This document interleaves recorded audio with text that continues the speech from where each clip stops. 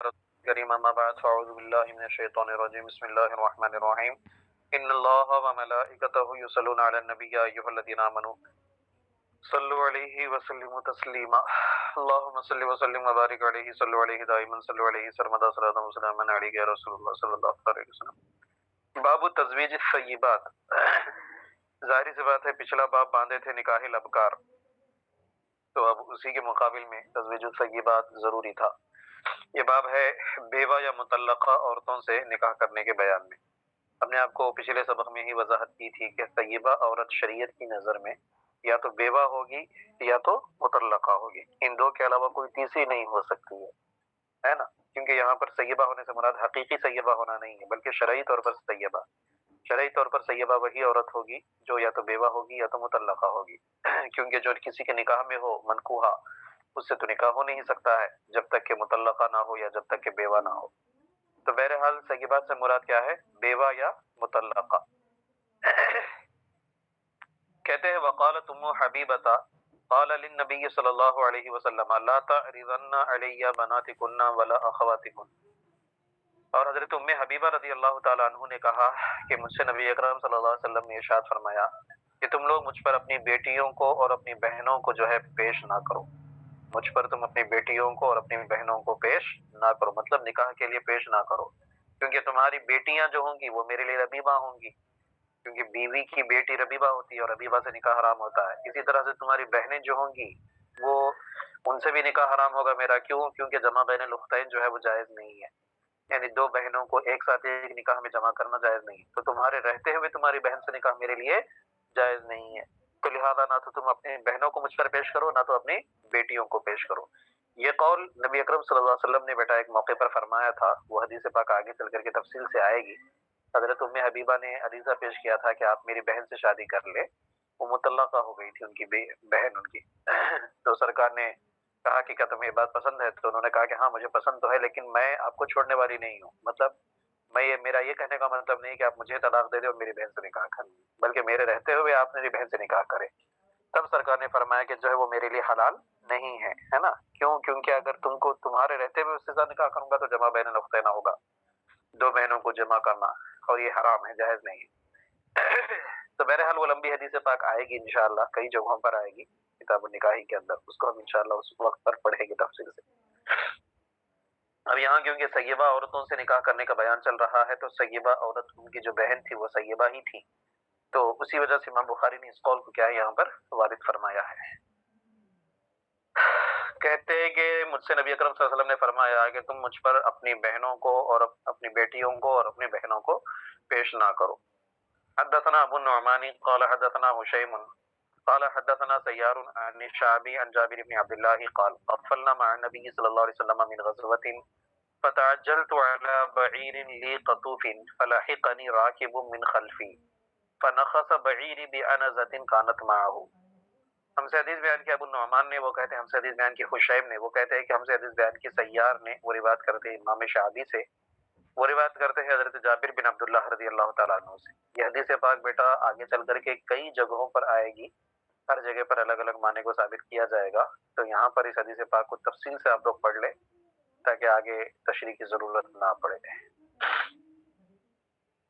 حضرت جابر بن عبداللہ رضی اللہ تعالیٰ عنہ جو صحابی رسول ہے، انصاری صحابی ہیں، ان سے روایت ہے، کہتے ہیں کہ قفلنا مع نبی صلی اللہ علیہ وسلم من غزوۃ، ہم نبی اکرم صلی اللہ علیہ وسلم کے ساتھ ایک غزوے سے واپس ہوئے۔ قفل یقفل واپس ہونا، رجعنا کے معنی میں ہے۔ کہتے ہیں کہ ہم نبی اکرم صلی اللہ علیہ وسلم کے ساتھ ایک غزوے سے واپس ہوئے۔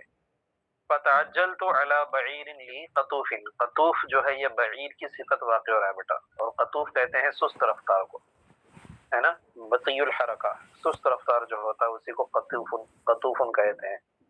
کہتے پس میں اپنے ایک اونٹ پر جلدی کرنے لگا، جو میرا اونٹ تھا اور بہت سست رفتار تھا۔ کہتے پس میں اپنے سست رفتار اونٹ پر جلدی کرنے لگا، مطلب میں کوشش کرنے لگا کہ وہ جلد از جلد جو ہے تیز تیز چلے تاکہ میں جلد سے جلد جو ہے مدینہ یعنی اپنے گھر پہنچ سکوں۔ تو اس سست رفتار اونٹ کو تیز چلانے کے لیے میں کوشش کر رہا تھا، تو کہتے فلحقنی راکب من خلفی، لحق یلحق ملاقات کرنا، ملنا، تو کہتے ہیں کہ ایک سوار جو ہے میرے پیچھے سے جو ہے مجھ سے ملے، مطلب وہ اپنے گھوڑے پر یا اپنی اونٹنی پر سوار تھے اور میں اپنی اونٹ پر سوار تھا جو بہت ہی سست رفتار تھا، تو پیچھے سے وہ مجھ سے ملے، یعنی ان کا اونٹ میرے اونٹ کے پیچھے آیا، فنخس بعیری بعنزۃ کانت معہ، نخسا ینخسو کا معنی ہوتا ہے بیٹا ایک ضرب لگانا، چابک مارنا، ڈنڈا مارنا۔ کہتے ہیں تو انہوں نے میرے اونٹ کو ایک چابک رسید کیا، بعنزۃ اپنے نیزے کے ساتھ، کانت معہ جو ان کے ساتھ موجود تھا۔ انزہ چھوٹے سے نیزے کو کہتے ہیں، یعنی انہوں نے ایک ہلکی سی ضرب لگائی اس نیزے کے ذریعے سے۔ کہتے ہیں کہ میں جلدی کر رہا تھا تو میرے پیچھے سے ایک سوار جو ہے مجھ سے ملے، ایک پیچھے سے جو ہے میرے سے سوار ملے جو میرے اونٹ کو جو ہے پیچھے سے ضرب لگائے۔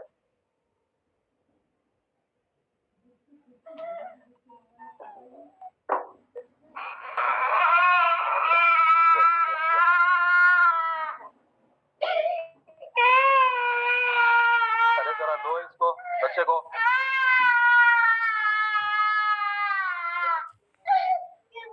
وہ چلے دو اس کو۔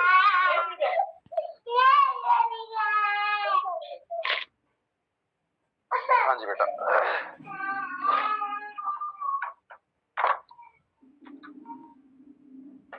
تو بہرحال ہوا کیا کہ حضرت جابر کہتے ہیں کہ میں جب اس اونٹ کو تیز بھگانے کے لیے کوشش کر رہا تھا تو ایک سوار میرے پیچھے سے آ کر کے ملے اور انہوں نے اپنے نیزے سے جو ہے اس اونٹ پر ضرب لگایا۔ پھر کیا ہوا؟ کہتے ہیں فانطلق بعیری کاجودی ما انت رائی من الابل، کہتے ہیں پس میرا جو اونٹ تھا وہ دوڑنے لگا، انطلاق کا معنی چلنا ہوتا ہے، میرا اونٹ جو ہے وہ چلنے لگا، دوڑنے لگا، کیسے؟ کاجودی ما انت رائی، رآ یرا دیکھنا، اسی سے رائن اس میں فاعل کا صیغہ ہے، دیکھنے والا، ٹھیک ہے۔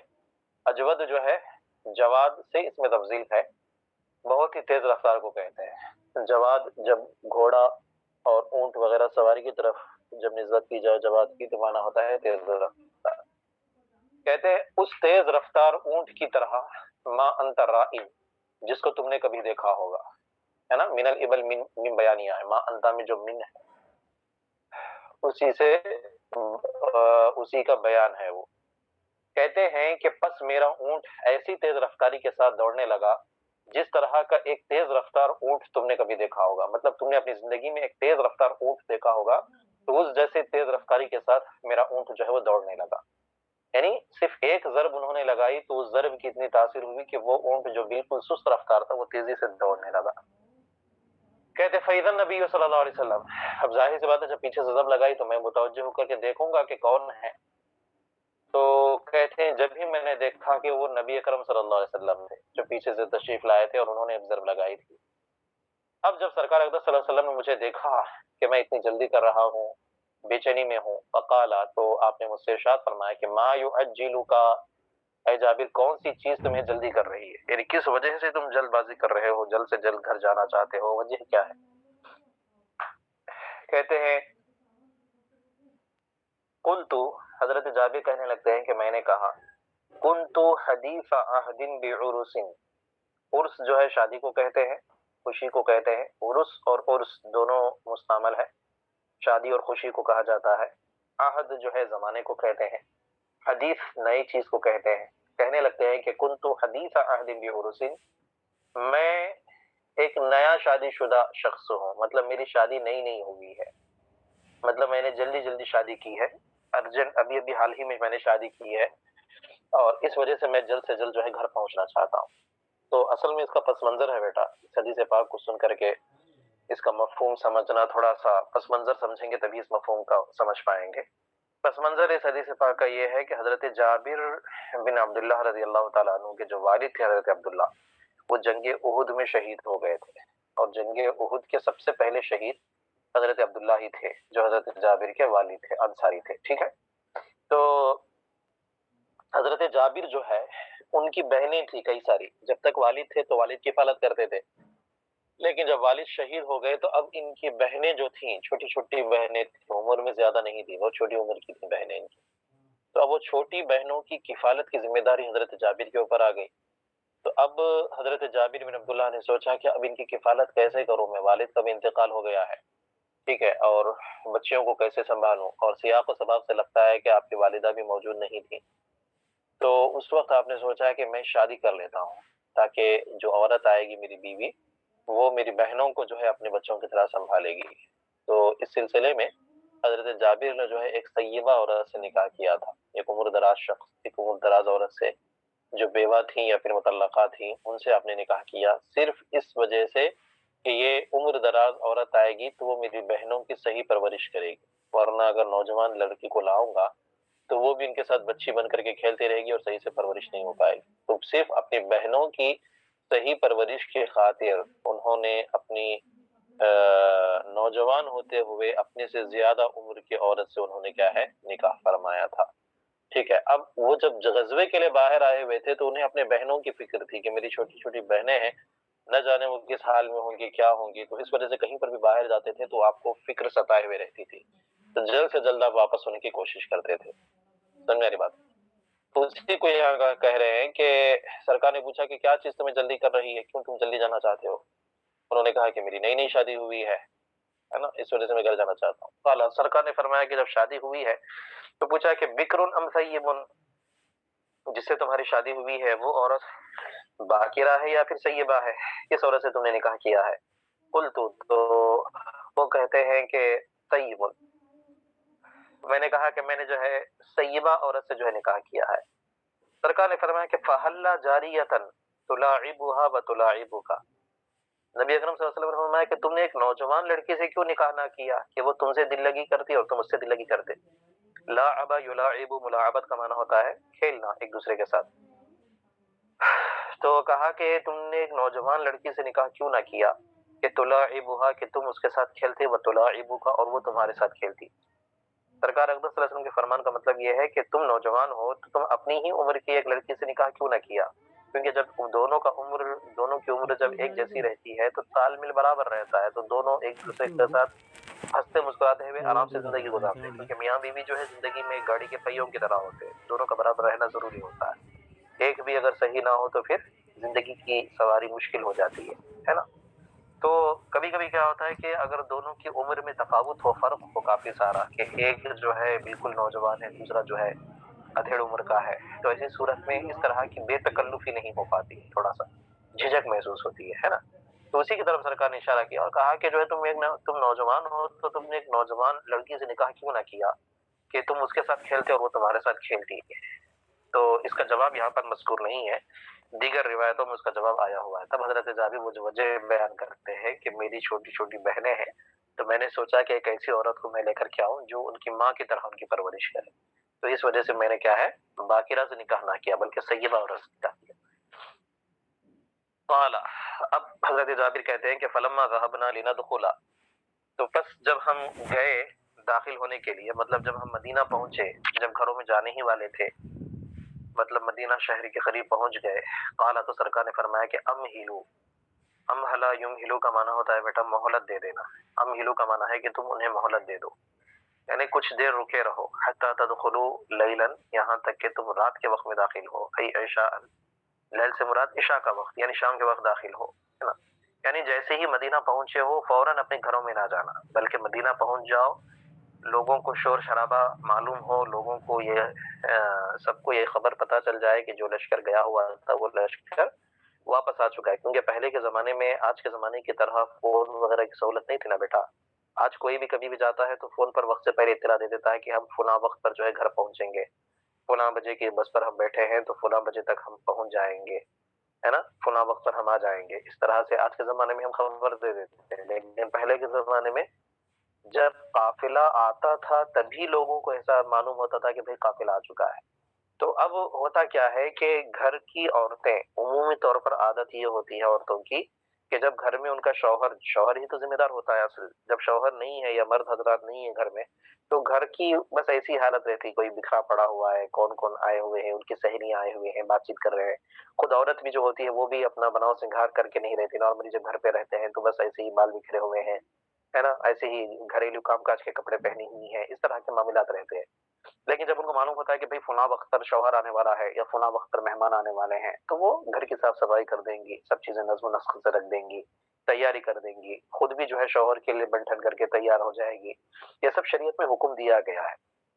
اب جب یہ لوگ وہاں پر پہنچے تھے مدینے میں، تو نبی اکرم صلی اللہ علیہ وسلم نے کہا کہ کچھ دیر تک رک جاؤ، تاکہ سب لوگوں کو پتا چل جائے کہ لشکر آ گیا ہے، تو ہر ایک اپنے گھر کی صفائی کر لیں گے، ہر ایک جو ہے تیاریاں کر لیں گے، ہے نا۔ اسی کو سرکار فرماتے ہیں کہ حضرت جابر کہتے ہیں کہ جب ہم گئے مدینہ اور ہم اپنے گھر میں داخل ہونا چاہ رہے تھے، سرکار نے فرمایا کہ کچھ دیر تک مہلت دے دو، حتیٰ تدخلوا لیلا، یہاں تک کہ تم لوگ رات میں داخل ہو، یعنی ہو سکتا ہے شام کے وقت گئے ہوں گے، تو سرکار نے کہا کہ رات کے وقت اپنے گھروں میں جانا ہے۔ کیوں؟ کہا لکی تم تشت الشعیثۃ وتستحد المغیبۃ۔ امتشطا یمتشطو کا معنی ہوتا ہے بیٹا کنگھئی کرنا، ٹھیک ہے، اور الشعیثۃ ایسی عورت کو کہتے ہیں جس کے بال بکھرے ہوئے ہوں، بکھرے بال والی عورت کو الشعیثہ کہتے ہیں، ٹھیک ہے۔ اور تستحد، استحد یستحد کا معنی ہوتا ہے اس طرح کا استعمال کرنا، اس طرح جانتی ہے نا، بال نکالا، بال صفا وغیرہ، ہے نا، تو اس کا استعمال کرنا۔ اور مغیبہ جو ہے وہ اس عورت کو کہتے ہیں جس کا شوہر غائب ہو، جس کا شوہر موجود نہ ہو، ہے نا، اسی عورت کو کہتے ہیں مغیبہ۔ تو سرکار نے فرمایا کہ تم رات میں داخل ہو، کچھ دیر تک ان کو مہلت دے دو، تاکہ بکھرے بال والی اپنے بالوں میں کنگھا کر لے، اور جس کا شوہر غائب ہے وہ اپنے بالوں کو صاف کر لے۔ بالوں کو صاف کر لینا کنایا ہے بناؤ سنگھار کرنے کا، اور غیر ضروری بالوں کو دور کر دینے کا۔ مطلب یہ ہے کہ وہ اپنے آپ کو سنوار لے، ایسی حالت میں نہ ملے کہ شوہر دیکھ کر کے نفرت کرنے لگے یا شوہر کو تکلیف ہو جائے۔ بات سمجھ میں آ رہی؟ عورت کے لیے بناؤ سنگھار کا حکم ہے بیٹا، لیکن بناؤ سنگھار صرف اپنے شوہر کے لیے ہے، دنیا والوں کے لیے نہیں۔ لیکن آج کے زمانے میں باقاعدہ معاذ اللہ رب العالمین میک اپ کے نام پر بے حیائی پھیلائی جاتی ہے۔ ہر کوئی عورت، ہر کوئی لڑکیاں تیار ہو کر کے نکلتی ہیں، یہ سراسر حرام ہے، سخت حرام ہے، شریعت میں اس کی کوئی گنجائش نہیں ہے۔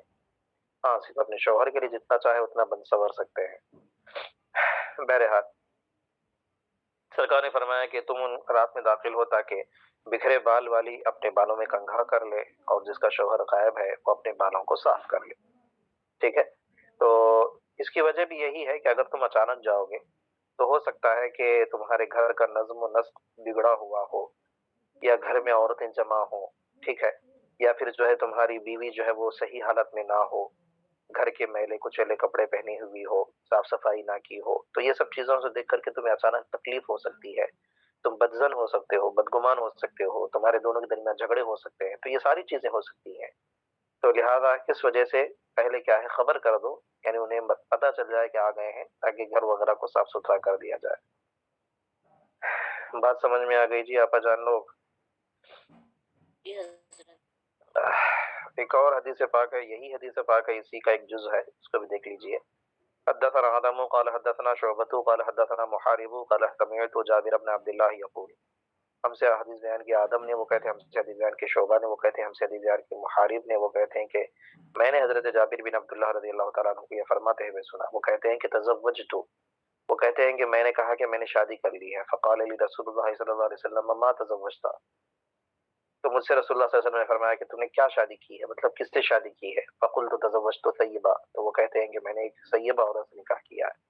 فقال، تو سرکار نے فرمایا کہ ما لک وللعذارا، عذارا یا عذاری، یہ عذرا کی جمع ہے بیٹا، اور عذرا جو ہے یہ کنواری لڑکی کو کہتے ہیں۔ تو نبی اکرم صلی اللہ علیہ وسلم نے فرمایا کہ کنواری سے کیوں نکاح نہ کیا تم نے؟ ما لک وللعذارا، یعنی تمہارے لیے اور کنواری کے لیے کیا ہے، مطلب تم نے کنواری سے نکاح کیوں نہ کیا، کنواری عورت سے نکاح کرتے تم۔